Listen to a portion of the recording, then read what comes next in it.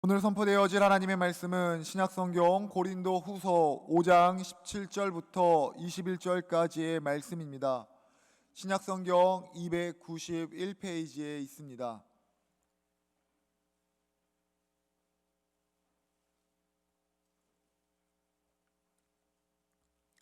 제가 봉독해 드리겠습니다. 그런즉 누구든지 그리스도 안에 있으면 새로운 피조물이라. 이전 것은 지나갔으니 보라 새 것이 되었도다.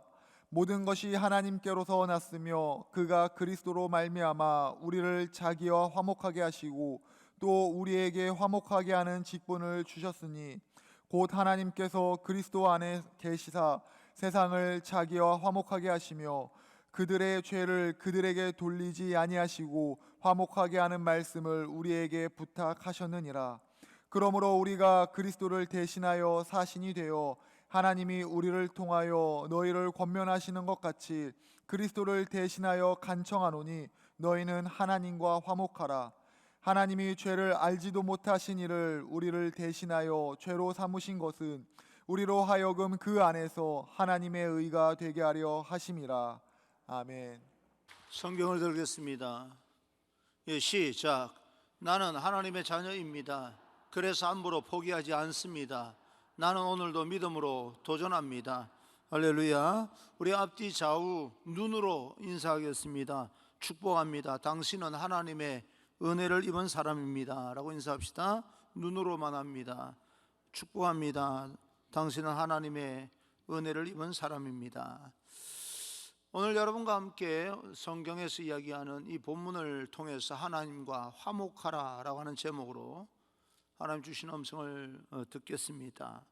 스티븐 코비라고 하는 박사, 유명한 세계적인 경영 컨설턴트라고 하는 사람이 있습니다.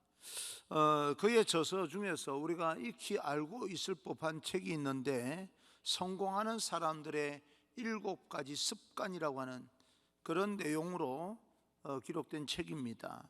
미국 안에서만, 전 세계적으로가 아니라 미국 안에서만 400만 부 이상 팔렸던 그런 베스트셀러인데, 그에 의하면, 이 스티븐 코비라고 하는 사람에 의하면 가정도 조직도 정치도 모든 공동체 안에서 원칙과 신뢰가 바탕이 될 때 성공적인 그런 삶을 살 수 있다, 건전한 발전을 이룰 수 있다, 그렇게 이야기를 합니다. 그가 말한 성공의 7가지 습관은 다음과 같은데 여러분에게 소개하고자 합니다. 첫째, 전향적 태도를 가져라. 물러서는 그런 태도가 아니라 좀 전진하는 도전적인 그런 태도를 가져라. 두 번째, 목표와 비전을 정확하게 세워라. 살아가는 인생의 목표와 비전이 있어야 되지 않습니까? 세 번째, 중요한 일을 먼저 하라. 그리고 서로 득이 되는 방법을 생각하라. 서로 득이 된다는 말은 윈윈이라고 하는 말을 우리가 자주 합니다. 서로 이익이 되는 일을 추구하라는 겁니다. 그 다음에 5번째, 상대방을 이해하라. 6번째, 1 더하기 1은 항상 2라고 생각하는 것보다 3이 되는 1 더하기 1은 3이라고 하는 대안을 만들기 위해서 노력하라. 대안을 찾아라. 7번째, 지속적으로 자기 자신을 쇄신하라. 그런 이야기입니다. 저도 우리 교육자들 모일 때마다 항상 주장하는 게 트랜스포메이션, 항상 변화라고 하는 것을 추구하고, 어느 환경 속에서 진리는 예수 그리스도 놓치면 안 되지만 상황에 맞게끔 항상 자기를 개발하고 변화를 꿈꾸며 살아야 된다는 이야기를 자주 했습니다. 그런데 이 모든 것들보다 7가지 습관 중에 제가 주목해서 여러분에게 좀 말씀드리고 싶은 것은 중요한 일을, 세 번째입니다. 중요한 일을 먼저 하라는 겁니다. 오늘 내가 해야 될 일들을 놓치지 말고 그날 해야 될 일들을 하라는 이야기입니다. 스티븐 코비라고 하는 사람이 말한 중요한 일이라고 하는 것은 성공으로 나아갈 때 한 걸음 한 걸음 뭔가 소홀히 여길 법한 그런 일들조차도 그날 해야 될 일을 감당하고 또 그 일을 해야 되는 것이 성공을 위한 가장 중요한 일이다, 그렇게 말합니다. 그러나 제가 보기에는 인생이 성공하고 번영하고 잘되고 하는 가장 중요한 일은 하나님을 만나고 하나님을 섬기는 일이다, 그렇게 생각을 합니다. 코비 박사는 사업과 경영에 대해서 그 성공하는 비결을 이야기하다 보니까 이런 여러 가지 방법, 7가지 습관을 이야기했지만, 성공적인 삶, 그리고 우리 인생을 살고 나서 후회가 없는 삶을 살기 위해서는 그 과정 행복하게 사는 것도 중요하지만 마지막에 후회가 없으려면 우리는 하나님을 만나야 된다라고 하는 것을 강조하고 싶습니다. 인생의 성공의 비결이 꼭 7가지 습관을 통해서만 이루어지는 건 아닙니다. 마지막 가장 중요한 것은 하나님과의 관계입니다. 그래서 그 하나님과 관계를 오늘 이 사도 바울은 하나님과 화목하라라고 하는 그런 말씀으로 대신해 주고 있는 것입니다. 성경에는 계속해서 오늘 읽은 본문만 가지고도 5번 이상 화목이라고 하는 단어가 나옵니다. 화목이라고 하는 이 단어가 헬라어로 말하면 카탈라소라고 하는 그런 단어인데, 카타라고 하는 말과 그 다음에 이 알라소라고 하는 말을 이 합성어입니다. 카타라고 하는 말은 아래로 내려가다, 아래라고 하는 뜻이고, 알라소라고 하는 것은 잘못된 것을 바꾼다는 뜻입니다. 변화를 꾀한다는 뜻입니다. 화목이라고 하는 것은 밑으로 내려가서 다시 잘못된 것을 고치는 것을 이야기하는 것입니다. 하나님과 관계, 하나님과 화목하라라고 하는 것은 하나님 밑으로 이렇게 내려가서 하나님과 잘못된 관계를 다시 바꾸는 것을 이야기하는 것입니다.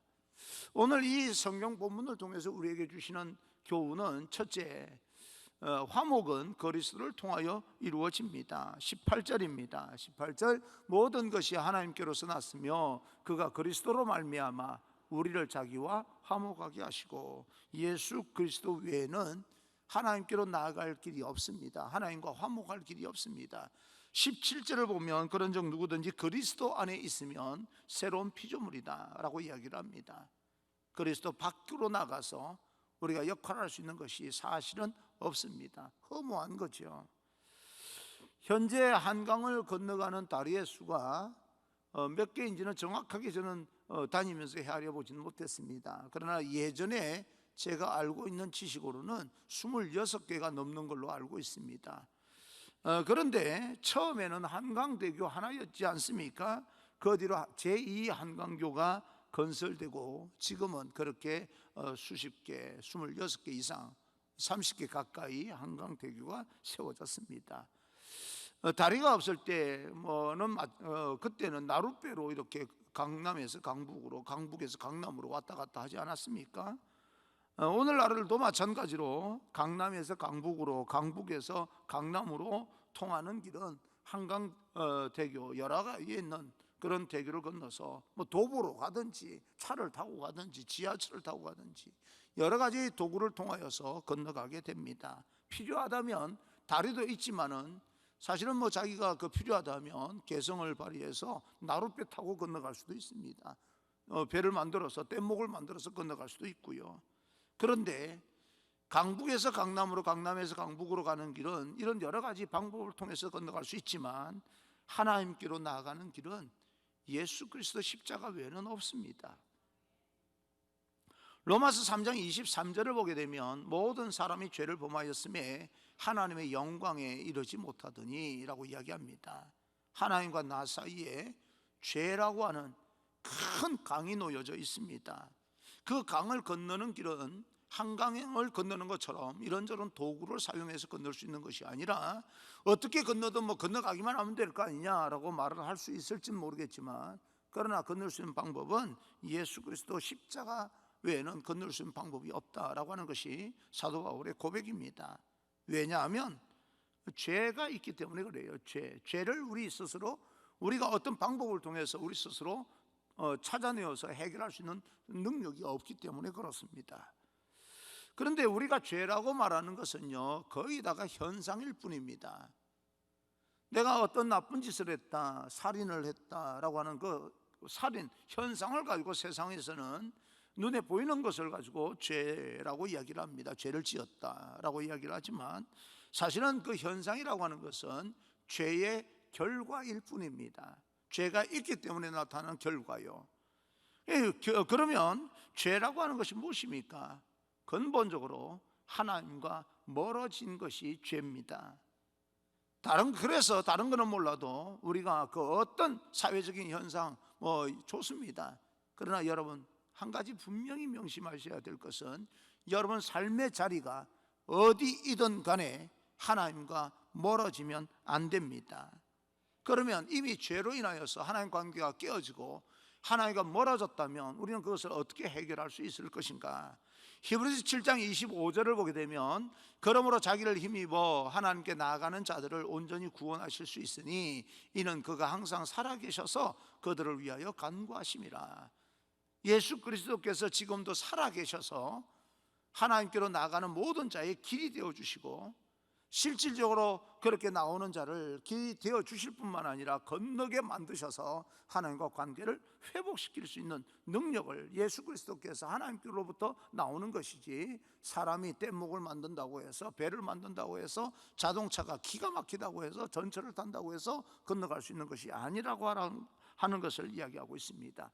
예수 그리스도를 힘입어서, 예수 그리스도를 통하여서, 예수 그리스도를 거쳐서 하나님과 화목하는 대로 나아가는 것입니다. 죄는 화목을, 하나님과 관계를 깨뜨리고 그리고 다른 모든 사람 관계도 어그러뜨리게 만들었습니다. 그리고 공동체, 우리가 속해 있는 공동체라 그러면 가장 작은 공동체로 가정을 생각할 것이고, 친구 공동체, 또 여러분 직장 공동체, 여러 공동체가 있습니다. 마지막으로 교회 공동체, 나라 공동체, 이 모든 공동체의 관계가 사실은 하나님 관계가 어떠하냐에 따라서 달라질 수 있다는 겁니다. 그런데 하나님과 화목하기 위해서는 예수 그리스도 외에는 다른 길이 없습니다. 그래서 예수님께서 우리와 하나님과 화목시키기 위해서 십자가에 못 박혀 죽으신 거예요. 우리를 천국 가게 만들기 위해서 죽으신 거 맞습니다. 신학적으로 우리가 틀린 말은 아니지만 이 땅에 살아가면서 가장 중요한 것은 예수 그리스도께서 십자가에 죽으신 것은 하나님과 깨어진 우리 관계를 회복시키기 위해서 죽으셨다. 그래서 우리는 하나님과 화목하게 되는 겁니다. 그런데요, 우리가 하나님과 화목하는 것으로 예수 그리스도로 말미암아 하나님께 나아가는 것으로 끝나는 게 아닙니다. 하나님과 화목하면 끝나는 게 아니에요. 둘째, 화목하게 하는 직분을 주셨습니다. 18절 19절입니다. 또 우리에게 화목하게 하는 직분을 주셨으니 곧 하나님께서 그리스도 안에 계시사 세상을 자기와 화목하게 하시며 그들의 죄를 그들에게 돌리지 아니하시고 화목하게 하는 말씀을 우리에게 부탁하셨다라고 이야기합니다. 여러분, 하나님의 말씀을 우리에게 주신 이유는요, 읽고 깨닫고 성숙하기만 해서 되는 문제가 아닙니다. 읽고 깨달아서 예수 그리스도 외에는 길이 없다, 그러니까 예수님을 믿어야 된다, 그래야 난 천국 간다 라고 하는 것으로 끝나는 것이 아니라 우리에게 나름대로 하나님께서 사명을 주셨는데 그 사명이 바로 평화를 만드는 사람이 되어라, 화목하는 사람이 되어라 라고 하는 그런 측면에서 세상을 화목하게 만들기 위해서 말씀을 주셨고, 말씀을 듣고 살아가는 우리들은 이 땅에서 화목을 실천해야 되는 겁니다. 진정으로 하나님과 화목한 사람은 자연적으로 이웃과도 화목하게 됩니다.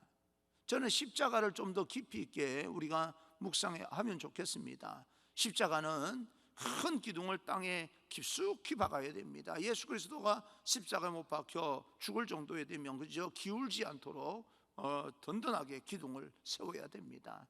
그리고 그 양쪽 손에 못을 받고 이제 들어 올리는 거예요. 그죠? 들어 올려서 그 십자가를 딱 이렇게 고정을 시킵니다. 수평적인 관계는 수직적 기둥이 없이는 불가능합니다. 수직적인 기둥이 없이요 십자가에 못 박는다고 해서 양쪽 그 나무를 짊어지게 만들고 예수님으로 인하여서 그래서 서 있으라 그러면요 기둥으로 기둥 역할을 하는데 몸이 견디지 못하면 무너지고 마는 거죠. 인간으로서는 수평적인 관계를 해결할 수 있는 방법이 없습니다. 수직적인 어떤 기둥이요 든든히 서 있어야 수평적인 것도 의미가 있는 겁니다. 수직적인 그런 어떤 기둥이 든든하지 못하면 여러분 아무리 이 땅에서 행복한 척하고요 유쾌하고 그 여러 가지 여러분 삶의 의미를 찾아서 뭐 나는 정말 기쁘고 즐겁다라고 말해도 어느 순간에 허무하게 무너질 때가 있는 겁니다. 우리가 이 땅에서 수평적인 모든 관계를 통해서 유쾌하고 행복해질 수 있는 의미는 바로 수직적인 그런 기둥이 든든히 서 있을 때 의미가 있는 것입니다. 그래서 하나님께서 예수 그리스도 외에는 다른 길이 없다라고 말씀을 하면서 그렇게 너희가 하나님의 자녀가 되었고 하나님과 화목한 사람이라면 이웃과의 관계, 자연과의 관계, 모든 사람들 관계를 회복하라, 화목한 역할을 하라. 그 역할을 감당해야 된다는 이야기입니다. 그것은 다시 말하면 내 안에 하나님의 성품을 집어넣었는데 우리가 이 그릇이 마음의 그릇이 있다면 그 마음의 그릇 안에 하나님의 말씀을 주셨다라고 하는 것은 하나님의 성품을 담아 넣었다라고 하는 겁니다. 하나님의 성품을 좀 더 요약하면 사랑과 희락과 화평과 오래 참음과 자비와 양성과 충성과 온유 절제 성령의 9가지 열매가 사실은 우리 안에 담겨져 있는 하나님의 성품입니다. 신앙의 인격이에요. 그것이 담겨져 있어야 우리는 그것이 충만하게 담겨져 있을 때 이웃을 함부로 대하지 아니하고 서로 존중하고 또 그 성품을 가지고 또 화목한 역할을 하게 됩니다. 우리는 코로나 바이러스 때문에 상당히 오랜 시간 동안 이렇게 힘들게 또 여러 가지 불안감 가운데 살아가고 있습니다. 위협을 당하면서 살아가고 있습니다. 그런데 많은 사람들이 이야기합니다. 이제는 위드 코로나 해서 코로나와 함께 살아야 된다. 또 마스크를 쓰고 예배를 드리고 있는데 마스크 쓰는 의미가 뭡니까? 코로나와 함께 살아가겠다는 뜻이에요. 그죠? 함께 살아가지 않고 그냥 하겠다 하면 우리가 그럴 필요가 없습니다. 그런데 마스크를 쓰면서 이제 달래는 거예요. 우리가 코로나를 어떻게 달래는 거예요? 야, 내가 너 존중할 테니까 코로나 나 너 무시하지 않을 테니까 나한테 오지 마. 내가 존중할게, 오지 마. 그래서 나한테 오지 못하도록 마스크를 쓰는 거예요. 그런데 마스크를 또 쓰는 이유가 있어요. 그런데도 불구하고 정신을 못 차리고요 이 코로나가 나한테 왔어요. 그래, 왔냐? 잘 왔다. 온 걸 어떡합니까 또. 그런데 나한테만 오고 다른 사람한테는 가지 마. 나한테 온 걸로 만족해. 그래서 마스크를 쓰는 거예요. 나한테 오지 못하도록 쓰는 것이고 달래서 존중해 주는 거죠. 나 오지 마. 됐어. 내가 너를 두고 이렇게 거리를 두고 내가 존중해 줄 테니까 오지 마. 그런데도 불구하고 왔으면 이제는 나로 만족해. 다른 사람한테 가지 마. 그래 같이 살아가는 거예요. 그러다가 언젠가는 빠른 시간 안에 나는 소멸되리라고 생각을 합니다. 하나님의 성품을 가지고요 가! 오지 마! 이러는 게 아니라 그냥 달래면서 못 오도록 만들고 또 다른 사람에게 못 가도록 만들고 그렇게 살아야 되는 겁니다. 그런데요 예를 들어서 주일 예배, 수요 예배, 금요 예배, 새벽 기도까지 얼마나 공적 예배를 잘 참석하는지 모릅니다. 그러면서 또 뭐 아멘 아멘 그러고요. 나쁜 게 아니에요. 난 여러분들도 좀 그렇게 열정적으로 아멘 했으면 좋겠어요. 할렐루야 했으면 좋겠어요. 열정적으로요. 왜 그 열정이라고 하는 것은 교회 안에서 공동체 안에서만 나오는 것이 아니라 나가서도 그 열정이 표현되는 거니까 난 여러분 안에 정말 삶을 이겨낼 수 극복할 수 있는 열정이 정말 그런 어떤 도전적인 열정이 회복됐으면 좋겠어요. 그런데 그렇게 열정이 회복되고 좋은 줄 알았더니요 나가면 사람들하고 치고받고 싸우고요 단 한 사람도 사귀지를 못하는 거예요. 공동체 어디 가면요 그 사람은 다 피해버려요. 다 그냥 어디 가버려요. 화목하지 못한다면 예배 잘 드리고 아멘 잘하고 할렐루야 잘해서 그 사람 믿음이 좋다고 말할 수 있는 게 아니지 않습니까? 성경은 분명히 이야기합니다. 아멘 잘해라, 할렐루야 잘해라 라고 하는 것은 아니에요. 하나님과 화목해라, 이웃과 화목하라, 자연과도 화목하고 또 짐승들과 화목하고 모든 주변 있는 세계들과 다 화목하라는 이야기입니다. 난 여러분을 축복합니다. 여러분들은 어느 장소에서든지 하나님의 성품이 가득가득 채워져서 화목을 선포하고 평화를 만드는 그런 사람이 되기를 간절히 소망합니다. 그러려면 하나님의 성품이 여러분 안에 담겨져 있어야 됩니다. 여러분 안에 어떤 인격이라고 하는 그런 그릇 안에 사랑과 희락과 화평과, 그죠? 오래 참 자비 양성 온유 충성 온유 절제, 이 9가지 열매, 그 이외에도 성품이라고 하는 것은 그 이외에도 있겠지만 성경에 구체적으로 표현되어진 성령의 열매, 신앙의 인격이 9가지 열매가 여러분에 담겨져 있어서 성숙한 모습으로 이 땅에서 화목을 선포하고 화목을 만들어 나가는 그런 하나님의 백성이 되기를 주님 이름으로 축원합니다. 사도행전 13장을 보게 되면 바나바와 바울이라는 이야기가 나옵니다. 안디옥 교회가 바나바라고 하는 사람과 바울을 이 선교사로 파송하는데 두 사람이 갈등이 생겨서 갈라지게 되었습니다. 영적 지도자도요, 이 싸우는 모양이에요. 다투는 모양이에요. 그래서 갈랐었습니다. 그래서 한 사람은 또 이쪽으로, 또 다른 사람은 이쪽으로 이제 파송을 받아 나갑니다. 그래서 두 사람은 실루기아, 구브로, 또 살라미 여러 이 지역을 방문하면서 함께 복음을 전했는데 15장 이하를 보게 되면 힘이 다투면서 갈랐습니다. 39절, 40절, 41절 서로 심히 다투어 피차 갈랐으니 바나바는 마가를 데리고 타고 구브로로 가고 바울은 실라를 택한 후에 형제들에게 주의 은혜에 부탁함을 받고 떠나 수리아와 길리기아로 다니며 교회들을 견고하게 하니라. 그러면서 사도행전 16장을 보게 되면 마게도냐 첫 성인 빌립보 성에서 그죠? 감옥에 갇히게 됩니다. 그때 바울과 실라가 하나님 앞에 찬송하고 찬미하고 기도하고 하며 감옥 문을 여는 그런 사건이 일어나게 됩니다. 그런데 바나바와 이 바울이라고 하는 사람이 이 15장 39절에 서로 심히 다투어 피차 갈라쓰고 나서요, 오랜 시간 동안 만나지 못합니다. 화해가 안 되는 거예요. 그러다가 갈라디아서 2장 1절에 와서 보니까 14년 후에 내가 바나바와 함께 디도를 데리고 다시 예루살렘에 올라갔나니 라고 이야기합니다. 디도라고 하는 사람 때문에 갈등을 일으켰는데 다시 디도를 데리고 예루살렘으로 올라갔다라고 말하는 것은요, 바나바와 화해했다는 이야기입니다. 영적인 지도자도 화해하는데 14년이 걸려요. 이게 얼마나 어렵습니까? 그만큼 어렵다는 거예요. 화목하는 그런 어떤 일들이, 여러분 성경에서 이웃과 화목하고 자연과 화목하라고 하니까 굉장히 말씀만 들으면 화목하게 되나 보다, 은혜를 받으면 화목하게 되나 보다, 그게 아닙니다. 굉장히 어려워요.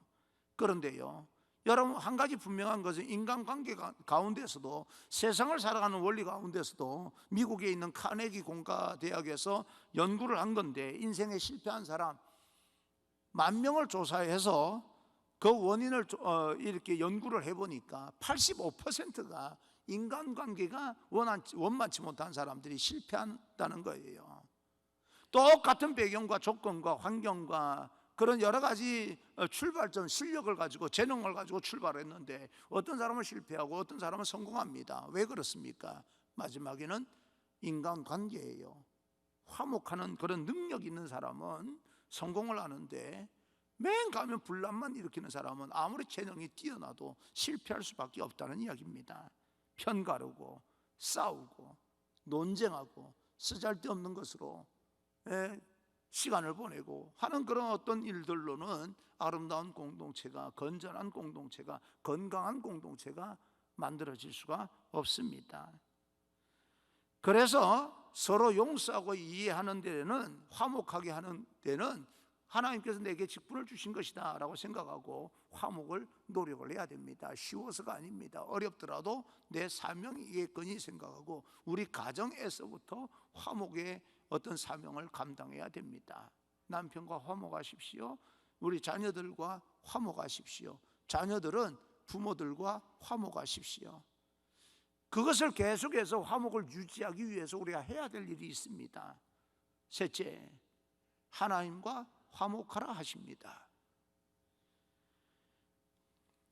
20절입니다. 20절, 그리스도를 대신하여 간청하노니 너희는 하나님과 화목하라. 하나님과 관계를 소홀히 하지 말라는 이야기입니다. 부부 사이도 좋아야 되고 회복되어야 되고 형제나 친구, 이웃 사이도 회복이 되어야 됩니다. 그러나 더 중요한 것은 말씀드렸듯이 그 모든 관계는 수평적인 관계예요. 수평적인 관계는 반드시 뭐가 있어야 되는 겁니까? 수직적인 관계가 든든해야 수평적인 관계가 뭐예요? 의미가 있는 것입니다. 합창의 생명인 약한 소리, 긴 소리, 짧은 소리, 박자에 따라서 소리가 다르지 않습니까? 음표에 따라서 다르고요. 그럴 때 조화를 이루는 것을 우리는 화음이라고 이야기를 합니다. 긴 소리, 짧은 소리, 또 여러 가지 소리가 합치게 됩니다. 그런데도 조화를 이루게 되는 거예요. 그걸 뭐라고 말합니까? 화음이라고 이야기를 합니다. 그런데 노래를 부르는 가운데 화음만 있는 게 아니에요. 간혹 가다가, 매번 그럴 수는 없지만 간혹 가다가 불협 화음도 있는 거예요. 툭 튀어나오는 것처럼 들리는데도 아주 소리가 맑고 또 불협 화음 있는데도 불구하고 조화를 이루는 그런 소리도 있습니다. 그런데 불협 화음이라고 하는 것은 곡이 진행되는 동안에 어느 순간에 한순간 이렇게 나와야 되는 거지, 처음부터 마지막까지 불협화음이 이루어진다면 정말 짜증나는 거예요. 지루하게 되는 겁니다. 듣기 싫게 되는 겁니다. 어쩌다 한번 나오는 거예요. 우리가 사는 세상은 음악으로 치면 불협화음이 너무 오랫동안 지속되고 있습니다. 이 얼마나 짜증나는 인생입니까? 하나님과 인간인 우리와의 어떤 불협화음, 하나님 그 수직적인 관계가 정말 이 조화를 이루고 하나님과 화음을 아름답고 듣기 좋게 이렇게 조화를 이루어야 되는데 어느 순간 깨지는데도 불구하고, 약해지는데도 불구하고, 나 한 사람 지탱할 수밖에 없는 그런 어떤 이 기둥이 세워졌는데도 불구하고 아무런 그 어떤 이 경각심, 그 긴장감 없이요, 언제 무너질지 모르는 그런 가운데 살아가는 사람이 한두 사람이 아닙니다. 기둥을 든든히 세워야 됩니다. 이웃과의 불협화음, 14년이 걸렸다 할지라도 우리는 계속해서 이웃들과 좋은 관계를 맺기 위해서 노력을 해야 됩니다. 왜요? 우리 하나님의 자녀이기 때문에, 새로운 피조물이기 때문에 그렇습니다. 자연과 우리와의 불협화음, 얼마나 자연을 파괴하면서 우리 인간이 사용하기 편리하게끔 만들었습니까? 그러다 보니까 뭐예요? 재앙이 끊이질 않는 거예요. 자연과 또 다시 관계를 회복해야 되는 겁니다. 정치권에서의 불협화음, 정말 오랫동안 진행되다 보니까 저 이야기를 우리가 계속 듣고 있어야 되나 싶어요. 나는 인생을 살면서 그런 생각을 한 가지 갖고 있습니다. 나도 절제가 안 되지만 인간관계 속에서 화를 내는 어떤 불뚝성질, 그죠? 성질을 내는 사람이 참 성질을 고쳐야 된다라고 생각을 하지만 성질 나게 만드는 사람도 조심해야 되는 거예요. 뻔히 저 사람 그 성질 있다는 걸 아는데 계속 성질 나게 만들면 그 사람도 나쁜 사람이에요. 요즘 국정감사하는 거 보니까 성질 나게 만들고요, 성질을 내고요, 그 뭐 하는 거예요? 그러다가 또 옆에 편들고요. 이게 세 사람 다 짜증이 나는 거예요. 화나게 만드는 사람도 좀 안 그랬으면 좋겠고, 화내는 사람도 좀 절제했으면 좋겠고, 편들어도 얄밉게 편드는 것도 안 했으면 좋겠고, 이것이 계속 지속되다 보니까 어느 편이다라고 하는 걸 떠나서 듣기가 싫은 거예요. 이렇게 이야기하니까 나는 어느 편 같아요? 여러분, 어떤 사람은 저보고 태극기 부대라 하는 사람도 있고요, 어떤 사람은 목사님 이야기하는 거 그래도 진보가 아닐까라고 생각하는데, 여러분 생각하는 대로 맞습니다. 왜냐하면 그 사람은 그렇게 생각하면 아무리 설명해도 자기 생각을 바꿀 사람이 아니기 때문에, 저를 보고 태극기 부대라고 말하는 사람은 태극기 부대라고 생각하시고, 진보라고 생각하는 사람은 진보라고 생각하세요. 근데 저는 목사입니다. 나는 이런 어떤 구조 가운데서 화를 내게 만드는 것도 나는 싫고, 화내는 것도 싫고, 또 옆에서 아주 얄밉게 편드는 것도 싫고, 그런 소리, 그래요, 화내게끔 만드는 소리도 있을 것이고, 그죠? 어쩌다가 화낼 때도 있을 것이고 편들 때도 있을 것인데, 그러나 이 모든 것들이 조화를 이루게끔 어쩌다가 어느 순간에 나오는, 한순간에 나오는 것이 되어야 되는데, 시종일관 처음부터 끝까지 이러고 있으면요, 얼마나 듣기 싫고 그걸 계속 듣고 있어야 됩니까? 우리가요, 정치권이든 사회적으로든 이제는 불협화음보다 각자의 소리가 좀 다르다 할지라도 화음을 이룰 수 있는 그런 아름다운 공동체는 만들어질 수는 없을까? 그러기 위해서는 철저하게 시작이요, 내가 주장하는 시작이 내 주장이 아니라, 진영 논리가 아니라 하나님께로부터 시작돼야 됩니다. 그래서 하나님과 관계가 회복되는 것이 그렇게 중요한 겁니다. 믿음이요, 그렇게 중요한 거예요. 가정이든 그 어느 장소이든 상관없이 조화를 이루고 화목을 이루는 데 쓰임받는 하나님의 백성이 되기를 주님 이름으로 축원합니다. 오늘 본문은 하나님과 화목하라 라고 하는 말씀으로 결론을 맺게 되는데, 하나님과 화목하기 위해서는 우리가 반드시 알아야 될 것이 있습니다. 첫째, 하나님의 뜻을 깨달으라 라고 하는 것입니다. 우리가 하나님과 화목하라라고 하는 것은 하나님이 이 땅에 너를 통해서 이 땅을 어떻게 변화시켜야 될지 그 뜻을 알고 살았으면 좋겠다. 여러분, 하나님께서 여러분에게 하나님의 은혜를 입히고 또 하나님의 눈에 이래 띄게끔 만들고 하나님께서 여러분을 축복해 주시는 이유는요, 여러분을 통해서 이 땅에 하나님께서 성취하고 싶어하는 그런 뭔가 목적이 있다는 거예요. 내가 하나님 앞에 부름을 받았다는 것은 나를 통해서 이 땅에 하나님께서 하시고자 하는 일이 있기 때문에 하나님 나를 부르셨다는 거예요. 그럼 하나님의 뜻을 좀 알고 살았으면 좋겠습니다. 여러분, 성경을 보게 되면 하나님의 뜻을 깨닫고 하나님의 말씀대로 순종했을 때 복이 임하고요, 공동체가 살아납니다. 회복이 됩니다. 그러나 하나님의 뜻을 깨닫지 못하고 하나님을 떠나거나 등지거나 점점 멀어지거나 또 제 멋대로 살아간 사람들은 가정도 국가도 모든 공동체도 다 무너지고 맙니다. 교회, 아무리 머리 대신 예수 그리스도라 할지라도요, 교회도 성전도 무너졌어요. 하나님과 멀어지게 되면 의미가 없는 거예요. 우리는 예배, 이렇게 영상 예배, 성전 예배를 못 드리게 하니까 목숨 걸고 예배를 지켜야 된다 말하지만, 여러분, 하나님과 점점 멀어지면요, 성전 예배가 뭐고 몽땅 다 무너지는 거예요. 몽땅 다 의미가 없어져 버리는 거예요. 성전 예배가 무슨 의미가 있습니까? 하나님과 가깝지도 않은데. 이런 역사가 구약 이스라엘의 역사고 신약의 역사고 우리 인간의 역사입니다. 이사야 45장 9절을 보게 되면, 질그릇 조각 중 한 조각 같은 자가 자기를 지신 이와 더불어 다툴진대 화 있을진저 진흙이 토기장이에게 너는 무엇을 만드느냐, 또는 내가 만든 것이 그는 손이 없다 말할 수 있겠느냐. 다시 말하면 하나님과 대적해서 살아남을 자가 있겠느냐? 없다는 거예요. 없다는 거예요. 그럼 오늘 코로나 바이러스가 이제 겨우 1년도 안 됐는데 우리는 너무너무 길지 않습니까? 예? 그래서 교회를 이렇게 제한하고 저렇게 제한하고, 그래서 우리는 그런 가운데서도 순종하고 순응하고 여기까지 온 겁니다. 그런데요, 우리도 마찬가지고 그 어느 누구도 여러분 분명히 아셔야 될 것은 하나님과 대적해서 살아남을 자가 없습니다. 하나님과 대적해서 하나님을 잃어버리고 하나님과 멀어져서 나중에 인생을 후회하지 않을 자가 없다 이 말입니다. 몽땅 다 100% 후회하게 됩니다. 지금 현상이 좀 하나님과 좀 멀어지는 것이 안전하다고 느낀다고 해서 멀어지는 것으로 됐다, 나는 안전하다, 절대 그럴 수 없습니다. 그럴 때 더 조심해야 되는 겁니다. 그래서 우리는 좀 힘들고 어려운 건 사실이지만, 두 번째, 우리는 성전 예배를 적극적으로 회복해야 됩니다. 화목하게 친하게 지내기 원하시는 하나님을 깨닫고 각 가정에서 영상으로 하나님 앞에 신령과 진정으로 하나님을 만나면 어디에서나 예배자로 살 수 있으면 하나님께서 그를 보호해 주시고 피난처가 되셔서 그를 안전하게 나는 세워주실 줄로 믿습니다. 그래서 영상 예배를 드릴지라도 안심하십시오. 신령과 진정으로 드리기만 하면 됩니다.